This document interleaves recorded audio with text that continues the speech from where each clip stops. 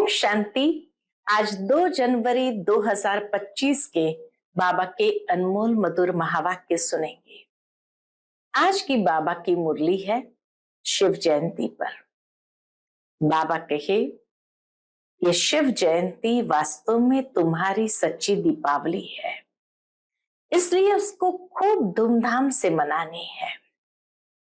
चारों तरफ खूब बत्तियां करो, लाइट्स लगाओ। सब आश्चर्यचकित होकर के देखने आए, सुनने आए कि आखिर भी इतनी जगमगाहट शिवरात्रि पर क्यों किया गया है। फिर तुम सत्य बाप का यथार्थ परिचय दो।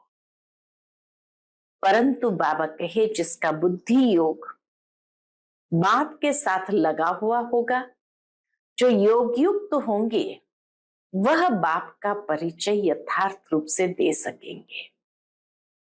लेकिन जो योग युक्त नहीं, वह अपने विकर्म को विनाश नहीं कर पाते हैं।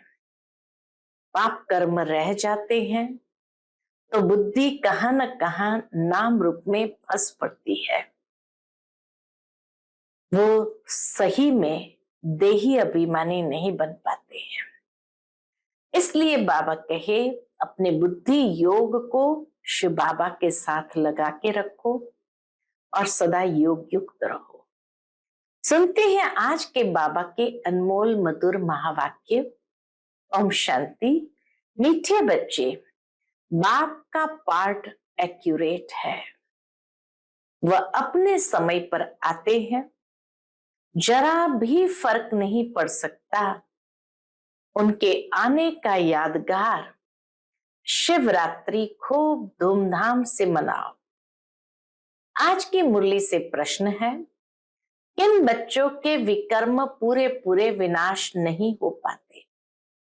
उत्तर है, जिनका योग ठीक नहीं है, बाप की याद में नहीं रहते, तो विकर्म विनाश नहीं हो पाते। योग युक्त न होने से इतनी सदगति नहीं होती। योग युक्त ही नहीं है तो इतनी सदगति नहीं होती। पाप रह जाते हैं, फिर पद भी कम हो जाता है। योग नहीं तो नाम रूप में फंसे रहते हैं। उनकी ही बातें याद आती रहती है। वह देही अभिमानी रह नहीं सकते। आज की मुरली से पहले गीत बजा है, ये कौन आज आया सवेरे सवेरे। ओम शांति। सवेरे कितने बजे होता है? गीत की लाइन थी, ये कौन आज आया सवेरे सवेरे। तो बाबा कहे, सवेरे कितने बजे होता है? बाबा सवेरे कितने बजे आते हैं? तो कोई ने कहा 3 बजे, कोई ने कहा 4 बजे, तो कोई ने कहा संगम ही सवेरा है, कोई ने कहा 12 बजे। बाबा एक्यूरेट पूछते हैं, 12 का तो तुम सवेरा नहीं कह सकते हो। 12 बजकर 1 सेकंड हुआ, 1 मिनट हुआ, तो AM अर्थात सवेरा शुरू हुआ। 12 के बाद सवेरा शुरू हुआ। यह बिल्कुल सवेरा है। ड्रामा में इनका पार्ट बिल्कुल एक्यूरेट है। इसका शिव बाबा का पार्ट बिल्कुल एक्यूरेट है। सेकंड की भी देरी नहीं हो सकती। ये ड्रामा अनादि बना हुआ है। 12 बजकर 1 सेकंड जब तक नहीं हुआ है तो AM नहीं कहेंगे। ये बेहद की बात है। बाप कहते, मैं आता हूं सवेरे सवेरे। विलायत वालों का AM PM एक्यूरेट चलता है। रात को 12 बजने के बाद AM शुरू होता है और दिन के 12 बजे के बाद PM शुरू होता है। उन्हों की बुद्धि फिर भी अच्छी है। वह इतना सतो प्रधान भी नहीं बनते हैं तो तमो प्रधान भी नहीं बनते हैं। भारतवासी ही 100% सतो प्रधान, फिर 100% तमो प्रधान बनते हैं। तो बाप बड़ा एक्यूरेट है। सवेरे अर्थात 12 बजकर 1 मिनट सेकंड का हिसाब नहीं रखते बाबा, सेकंड का हिसाब नहीं, सेकंड पास होने में मालूम भी नहीं पड़ता है। अब यह बातें तुम बच्चे ही समझते हो, दुनिया तो बिल्कुल घोर अंधियारे में है। बाप को सभी भक्त दुख में याद करते हैं, पतित पावन आओ, परंतु वह कौन है, कब आते हैं, ये कुछ भी नहीं जानते। मनुष्य होते हुए एक्यूरेट कुछ नहीं जानते, क्योंकि पति तमो प्रधान है, काम भी कितना तमो प्रधान है। अभी बेहद का बाप ऑर्डिनेंस निकालते हैं, बच्चे काम जीत जगत जीत बनो। अगर अभी पवित्र नहीं बनेंगे तो विनाश को पाएंगे, तुम पवित्र बनने से अविनाशी पद को पाएंगे। तुम राजयोग सीख रहे हो ना, स्लोगन में भी लिखते हैं बी होली बी योगी। बी होली माना पवित्र बनो, योगी बनो। बाबा कहे वास्तव में लिखना चाहिए बी राजयोगी, अर्थात पवित्र बनो, राजयोगी बनो। योगी तो कॉमन अक्षर है, ब्रह्म से योग लगाते हैं वह भी योगी ठहरे। बच्चा बाप से, स्त्री पुरुष से योग लगाते हैं, परंतु यह तुम्हारा है राजयोग। बाप राजयोग सिखलाते हैं, इसलिए राजयोग लिखना ठीक है। बी होली एंड राजयोगी, पवित्र बनो और राजयोगी बनो। दिन प्रतिदिन करेक्शन तो होती रहती है। बाप भी कहते हैं आज तुमको गुह्य से गुह्य बातें सुनाता हूं। अब शिव जयंती भी आने वाली है। शिव जयंती तो तुमको अच्छी रीति मनानी है। शिव जयंती पर तो बहुत अच्छी रीति सर्विस करनी है। जिसके पास प्रदर्शनी है, सभी अपने अपने सेंटर पर अथवा घर में शिव जयंती अच्छी रीति मनाओ और लिख दो, शिव बाबा गीता ज्ञान दाता बाप से बेहद का वर्षा लेने का रास्ता आकर सीखो। बलबत्तियां आदि भी जला दो। घर घर में शिव जयंती मनानी चाहिए। तुम ज्ञान गंगाएं हो ना, तो हर एक के पास गीता पाठशाला होनी चाहिए। घर घर में गीता तो पढ़ते हैं ना, पुरुषों से भी माताएं भक्ति में तीखी होती है। ऐसे कुटुंब परिवार भी होते हैं जहां गीता पढ़ते हैं, तो घर में भी चित्र रख देना चाहिए। लिख दे कि बेहद के बाप से आकर फिर से वर्षा लो। ये शिव जयंती का त्योहार, बाबा कहे ये शिव जयंती का त्योहार वास्तव में तुम्हारी सच्ची दीपावली है। जब शिव बाबा आते हैं तो घर घर में रोशनी हो जाती है। इस त्योहार को खूब बत्तियां आदि जलाकर रोशनी कर मनाओ। सुना बाबा का डायरेक्शन, खूब रोशनी कर मनाओ। तुम सच्ची दीपावली मनाते हो। फाइनल तो होना है सतयुग में, वहां घर घर में रोशनी ही रोशनी होगी, अर्थात हर आत्मा की ज्योति जगी रहती है। यहाँ तो अंधियारा है, आत्माएं आसुरी बुद्धि बन पड़ी है। वहां आत्माएं पवित्र होने से दैवी बुद्धि रहती है। आत्मा ही पतित, आत्मा ही पावन बनती है। अभी तुम वर्थ नॉट अ पेनी से पाउंड बन रहे हो। आत्मा पवित्र होने से शरीर भी पवित्र मिलेगा। यहाँ आत्मा पवित्र है तो शरीर और दुनिया भी इम्प्योर है। इन बातों को तुम्हारे में से कोई थोड़े है जो यथार्थ रीति समझते हैं। बाबा कहे बहुत थोड़े हैं जो यथार्थ रीति समझते हैं और उनके अंदर खुशी होती है। नंबरवार पुरुषार्थ तो करते रहते हैं। ग्रहचारी भी होती है। कभी राहु की ग्रहचारी बैठती है तो आश्चर्यव्रत भागंती हो जाते हैं। बृहस्पति की दशा से बदलकर ठीक राहु की दशा बैठ जाती है। काम विकार में गया और राहु की दशा बैठी। मल्ल युद्ध होती है ना, तो माताओं ने देखा नहीं होगा, क्योंकि माताएं होती है घर की घरेत्री। माताएं होती है घर की घरेत्री। अब तुमको मालूम है ब्रह्मरी को घरेत्री अर्थात घर बनाने वाली कहते हैं। ब्रह्मरी को ही घर बनाने वाली घरेत्री कहते हैं। घर बनाने का अच्छा कारीगर है, इसलिए घरेत्री नाम है। कितनी मेहनत करती है माताएं भी अपने घर को बनाने में, कितनी मेहनत करती है। वह भी पक्का मिस्त्री है।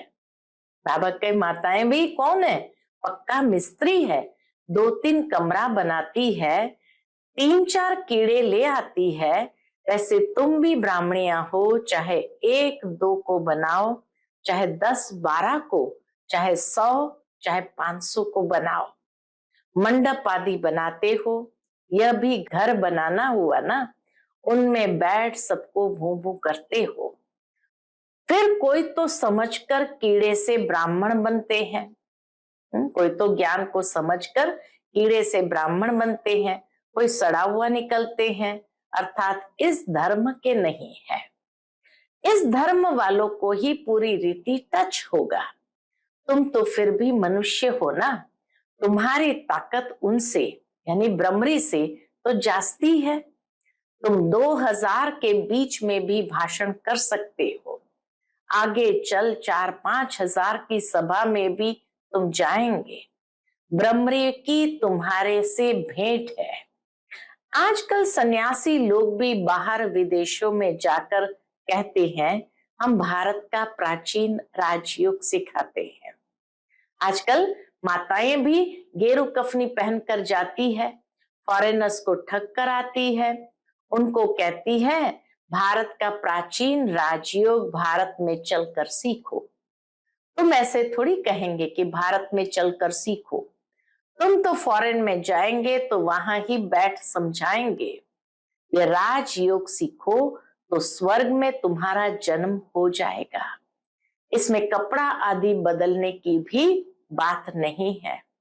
यहाँ ही देह के सब संबंध भूल क्या करो, अपने को आत्मा समझ बाप को याद करो। बाप ही लिबरेटर गाइड है, सबको दुख से लिबरेट करते हैं। अभी तुमको सतो प्रधान बनना है। तुम पहले गोल्डन एज में थे, अब आयरन एज में हो। सारी वर्ल्ड सभी धर्म वाले आयरन एज में है। कोई भी धर्म वाला मिले उनको कहना है बाप कहते अपने को आत्मा समझ मुझे याद करो, तो तुम पावन बन जाएंगे। फिर मैं साथ ले जाऊंगा। बस इतना ही बोलो, जास्ती नहीं। यह तो बहुत सहज है। तुम्हारे शास्त्रों में भी है कि घर घर में संदेश दिया।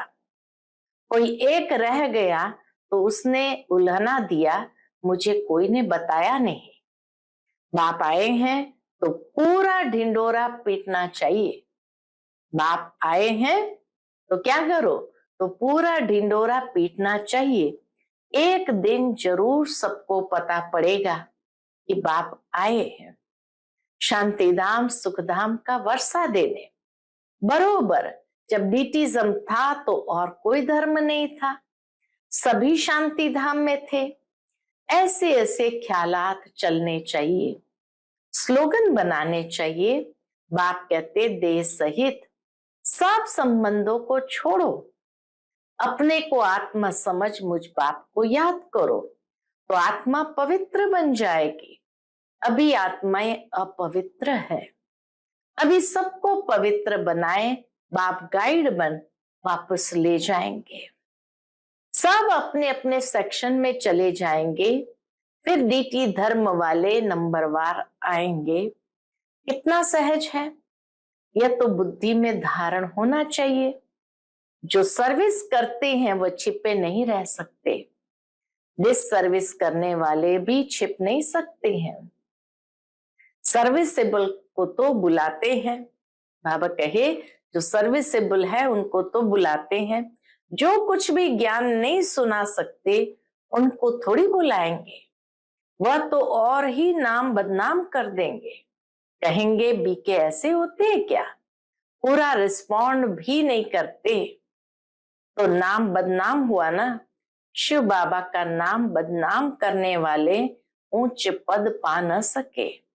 जैसे यहाँ भी कोई तो करोड़पति है, पदमपति भी है, कोई तो देखो भूख मर रहे हैं, ऐसे बेगर्स भी आकर प्रिंस बनेंगे। बाबा कहे ऐसे बेगर्स भी आकर प्रिंस बनेंगे। अभी तुम बच्चे ही जानते हो, वही श्री कृष्ण जो स्वर्ग का प्रिंस था वह फिर बेगर बनते हैं, फिर बेगर टू प्रिंस बनेंगे। ये बेगर थे ना, ब्रह्मा बाबा के लिए बाबा कहे ये बेगर थे ना, थोड़ा बहुत कमाया वह भी तुम बच्चों के लिए, नहीं तो तुम्हारी संभाल कैसे होती। बाबा कहे नहीं तो तुम्हारी संभाल कैसे हो। ये सब बातें शास्त्र में थोड़ी है, शिव बाबा ही आकर बतलाते हैं। बरोबर ये गांव का छोरा था। ब्रह्मा बाबा के लिए कहते बाबा ये तो गांव का छोरा था, नाम कोई श्री कृष्ण नहीं था, ये आत्मा की बात है, इसलिए मनुष्य मूंझे हुए हैं। तो बाबा ने समझाया शिव जयंती पर हर एक घर घर में चित्रों पर सर्विस करे, लिख दे कि बेहद के बाप से 21 जन्मों के लिए स्वर्ग की बादशाही सेकंड में कैसे मिलती है, सो आकर समझो। जैसे दिवाली पर मनुष्य बहुत दुकान निकाल बैठते हैं, तुमको फिर अविनाशी ज्ञान रत्नों का दुकान निकाल बैठना है। तुम्हारा कितना अच्छा सजाया हुआ दुकान होगा। बाबा कहे तुम्हारा कितना अच्छा सजाया हुआ दुकान होगा। मनुष्य दिवाली पर करते हैं, तुम फिर शिव जयंती पर करो। मनुष्य दिवाली पर खूब शादमाना करते हैं, बाबा कहे तुम फिर शिव जयंती पर करो। आखिर भी हमारे शिव बाबा का बर्थडे है। जो शिव बाबा सबके दीप जगाते हैं, तुमको विश्व का मालिक बनाते हैं, वह तो लक्ष्मी से विनाशी धन मांगते हैं और यहाँ जगदम्बा से तुमको विश्व की बादशाही मिलती है। ये राज बाप समझाते हैं। बाबा कोई शास्त्र थोड़ी उठाते हैं। बाप कहते मैं नॉलेजफुल हूं ना। हाँ ये जानते हैं फलाने फलाने बच्चे सर्विस बहुत अच्छी करते हैं, इसलिए याद पड़ती है। बाकी ऐसे नहीं कि एक एक के अंदर को बैठ जानता हूं। हाँ कोई समय पता पड़ जाता है। हाँ बाबा को पता पड़ जाता है। क्या पता पड़ता है? ये पतित है, शक पड़ता है, उनकी शक्ल ही मायूस हो जाती है। तो ऊपर से बाबा भी कहला भेजते हैं, इनसे पूछो। यह भी ड्रामा में नोंद है। हाँ ऐसा पार्ट भी ड्रामा में नोंदा हुआ है जो कोई कोई के लिए बाबा बताते हैं, शिव बाबा बताते हैं। बाकी ऐसे नहीं सबके लिए बताएंगे, ऐसे तो ढेर है, काला मुंह करते हैं। जो करेंगे सो अपना ही नुकसान करेंगे। बाबा ने बता दिया जो धारणा पर नहीं चलते वह अपना ही नुकसान करेंगे। सच बतलाने से कुछ फायदा होगा, नहीं बताने से और ही नुकसान करेंगे। समझना चाहिए बाबा हमको गोरा बनाने आए हैं और हम फिर काला मुंह कर लेते हैं। यह है ही कांटों की दुनिया, ह्यूमन कांटे हैं। सतयुग को कहा जाता गार्डन ऑफ अल्लाह और यह है फॉरेस्ट। कलयुगी दुनिया है फॉरेस्ट और सतयुगी दुनिया है गार्डन ऑफ अल्लाह। इसलिए बाप कहते हैं जब जब धर्म की ग्लानि होती है तब मैं आता हूं। फर्स्ट नंबर श्री कृष्ण को देखो, फिर 84 जन्म के बाद कैसे बन जाता है। अभी सब है तमो प्रधान, आपस में लड़ते रहते हैं, यह सब ड्रामा में है। फिर स्वर्ग में यह कुछ नहीं होगा। पॉइंट्स तो ढेर के ढेर है। बाबा बच्चों को कितनी सुंदर सुंदर पॉइंट्स देते रहते हैं। जैसे बैरिस्टर लोग भी पॉइंट्स का बुक रखते हैं ना, डॉक्टर लोग भी किताब रखते हैं, उसमें देखकर दवाई देते हैं। तो बच्चों को कितना अच्छी रीति पढ़ना चाहिए, सर्विस करनी चाहिए। बाबा ने नंबर 1 मंत्र दिया है, कौन सा? बाबा ने नंबर 1 मंत्र दिया है, मन मना भव। बाप और वर्षे को याद करो तो स्वर्ग के मालिक बन जाएंगे। शिव जयंती मनाते हैं, परंतु शिव बाबा ने क्या किया? जरूर स्वर्ग का वर्षा दिया होगा। उसको 5000 वर्ष हुए।